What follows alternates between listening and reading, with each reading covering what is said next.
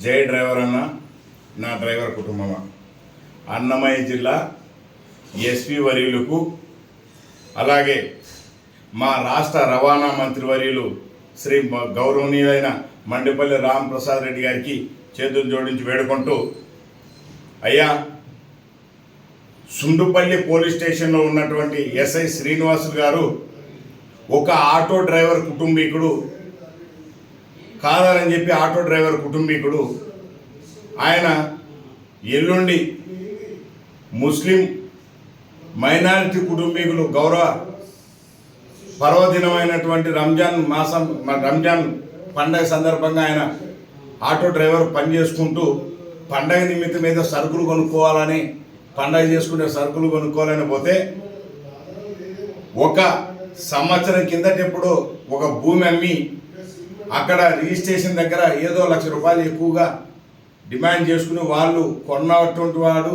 అమ్మినటువంటి ఈ auto driver కుటుంబీకులు ఇద్దరు సమంగా ఒక అగ్రికి వచ్చి సంవత్సరం కిందట అమ్మినటువంటి ల్యాండ్ను ఈ కొన్నటువంటి వ్యక్తి ఒక ఏదో ఎస్ఐ గారికి ఏం వసూలు చేసుకొచ్చి ఇస్తున్నాడో, లేకపోతే ఏ వైన్ షాపులల్లా, ఏ బెల్ట్ షాపులల్లా, ఇంకా ఏ మట్టిలా ఇసుకలా ఏం వసూలు చేసుకొచ్చి ఈయన కలెక్షన్ ఇస్తున్నాడో తెలియదు. కానీ సంవత్సరం కిందట అయిపోయిన రిజిస్ట్రేషన్ అటువంటిది ఇవాళ సీటింగ్ కేసు పెడతా అంటాడు. ఇవాళ ఆటో తీసుకున్న ఆటో కార్మికుని స్టేషన్ పిలిపించి ఆటో అక్కడ స్థానికంగా నిర్బంధించి ఆటోను అక్కడ నిలబెట్టి డ్రైవర్ కార్మికుని నోరు కొడతా ఉన్నాడు.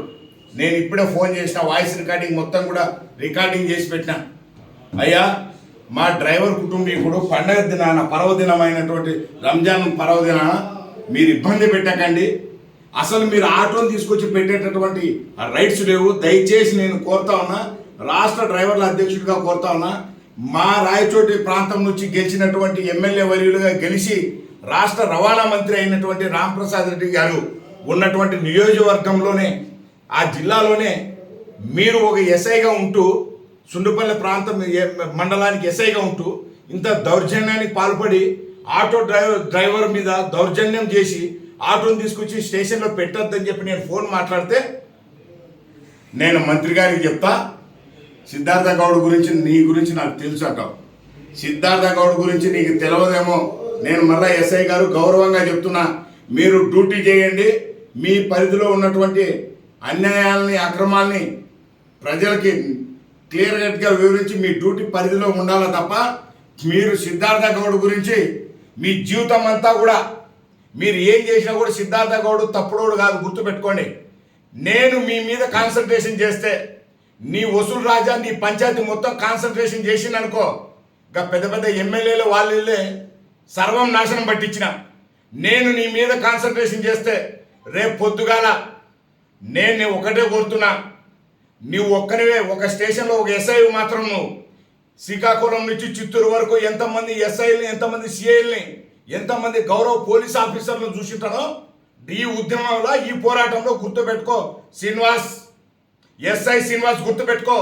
గౌరవ పదంతో గారు అని పిలిచినా కదా, నువ్వు రేపు పొద్దుగాల ఆటోని కానీ పంపకపోతే బిడ్డ, నేను చెప్తున్నా, నీ ఉద్యోగం ఉంటుందా ఊడుతుందా తర్వాత విషయం.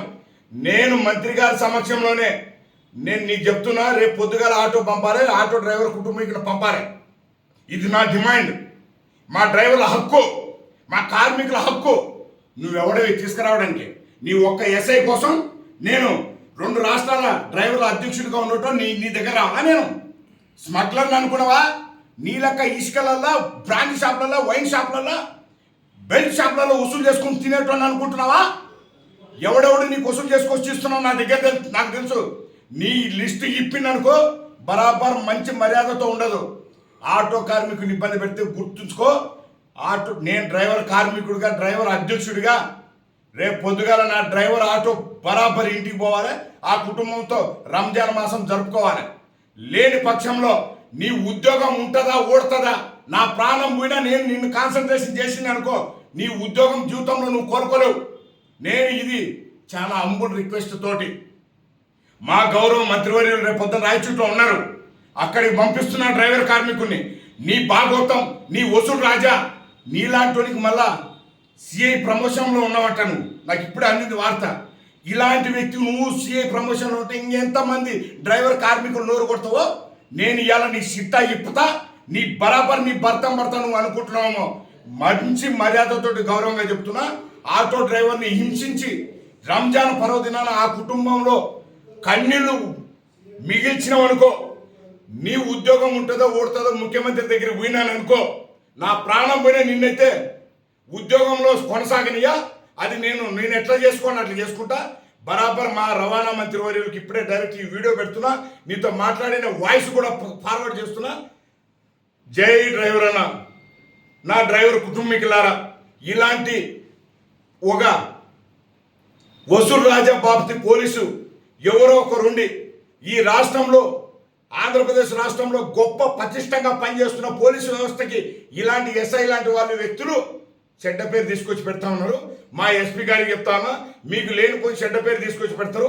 ఈయన ఒక కులానికి ఒక దీనికే సేవలు చేసుకుంటా ఈయన మిగతా వాళ్ళను బడుగు బలహీన వర్గాలను ఇబ్బంది పెడతా ఉన్నారు.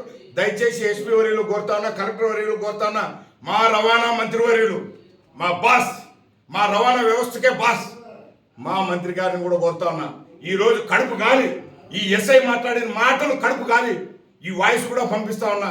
దయచేసి న్యాయం చేయమని కోరుకుంటూ సెలవు చూసుకుంటా ఉన్నా. జై డ్రైవర్ అన్న, నా డ్రైవర్ కుటుంబమా. ధన్యవాదాలు మిత్రులారా.